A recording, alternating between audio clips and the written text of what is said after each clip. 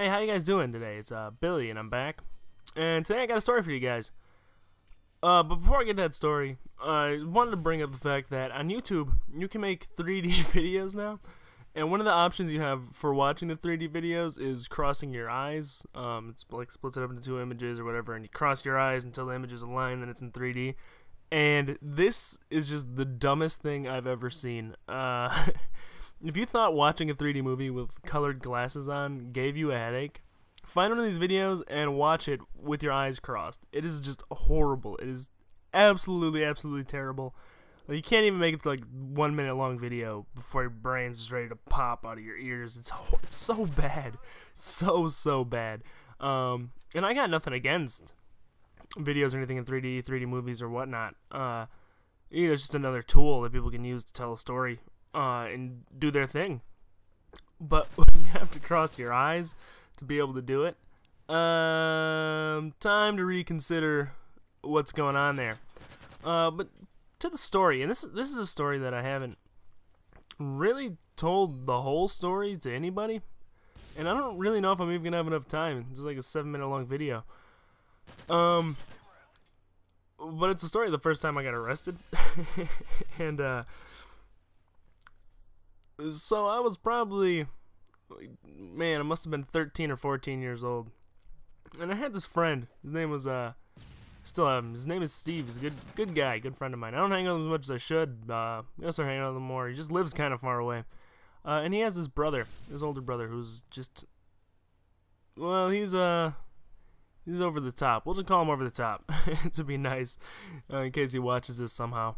Which I'm not sure if he will. But who cares? On with the story. But so this over the top brother and some guy he knew. I think his name was Taylor or something. Kind of doesn't really ring a bell right now. Showed up in my house when I lived in the hood in Milwaukee with a car. Just a shitty old car. I don't know, Buick Century, like a 1993 Buick Century, something. I don't remember exactly what car it was. Just old, big body car. And, yo, man, where'd you get this car from? It kind of beat around the bush a little bit, but, eventually I just figured out the car was stolen.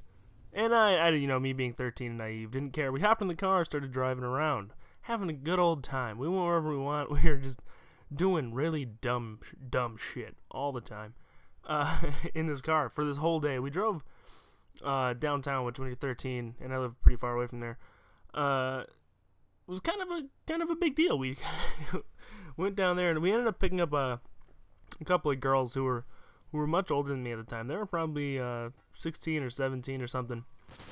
And so we're just driving around all day, and night hits and we start playing Padiddle, which is a game where you try and find a car that has one headlight out, and you can call it Padiddle. I don't remember if it was Padiddle or what we called the game at the time, but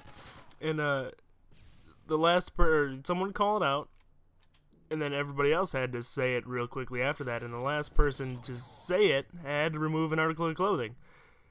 And these girls were terrible, absolutely terrible at this game.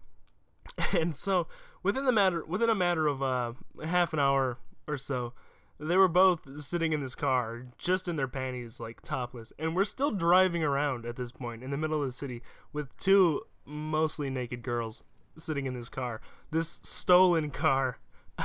And the person driving didn't have a driver's license or anything. So that goes on for a while, driving around having a good time, hanging out with these girls who were 4 or 5 years older than me, who were half naked. And we eventually dropped them off, and we head back to the hood, to where I was from. And we had been pretty low on gas, and we bought some gas with pennies, because that's all we had, because we weren't very well off. And so we're like, oh man, we don't got enough to really do anything. So we ended up trying to steal gas out of other people's cars, like siphoning it out, and driving around alleys and hitting garbage cans with this stolen car we were in. And, oh man, I pray to God my grandma doesn't watch this video. I don't know how that would happen. We'll see. I'm not going to post this one on my Facebook page, then she'll find it. So we're driving around hitting trash cans, and this brings up a little bit of suspicion in the people in the neighborhood. And I think someone tipped off the police that someone was acting a fool, And so we pull into this alley, we see a cop car drive past, and we're like, oh shit, cop car. We're in a stolen car, this ain't good. Hidden garbage cans.